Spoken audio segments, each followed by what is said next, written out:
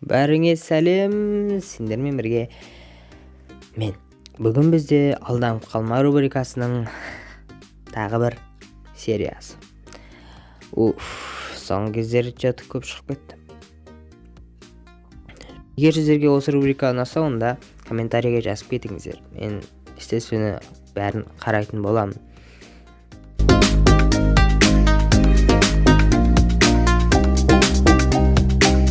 Видео ВК-дағы Займ боттар туралы болады. Займ боттың рекламасын барлық жерде көрген шығарсыздар. Займ бот. Бұл не? Бұл қазақшаға аударғанда қарыз бот. Яғни қарыз беретін арнайы бот. Бұл лохотрон ба әлде шынымен ба? Және ең басында айтып кетейін, сіз қарызды боттан алмайсыздар, ал просто бот сізге бір банк тауып береді, қарыз беретін, честно қарыз беретін, и сіз сол банктен аласыз. Ал бот просто сіздерге уақытын айтып отырады, қашан төлейтініңізді, жаңағы қарыз беретін банкты тауып береді. Сондай қара жұмысты істейді, короче. Және қарызды сізге шынымен береді. Кәдімгідей бұл барлығы шынымен, честно.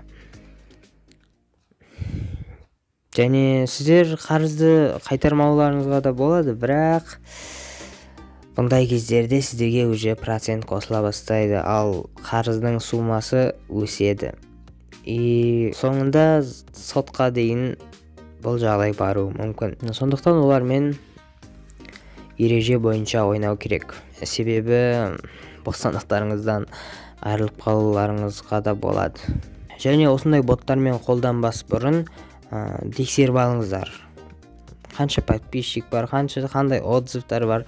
Себебі алаяқтар да болады. Просто сіздерден паспортный данныйды алатын, или карточкаңыздың данныйын алатын. Сондықтан барлық боттарға өздеріңіздің құпия информацияларыңызды аша бермеңіздер. Осымен видео аяқталды. Ұмытып кетіппін. Менің лайв каналыма және 3-ші каналыма тіркелуді ұмытпа. Ол жақта да видеолар шығып тұрады. И описанияның астында Twitter де бар, Telegram да бар, и Instagram да бар. Ол жаққа да тіркелуді ұмытпағайсың. Ал сенімен болған мен, сенің досың Дайреп. Сау бол.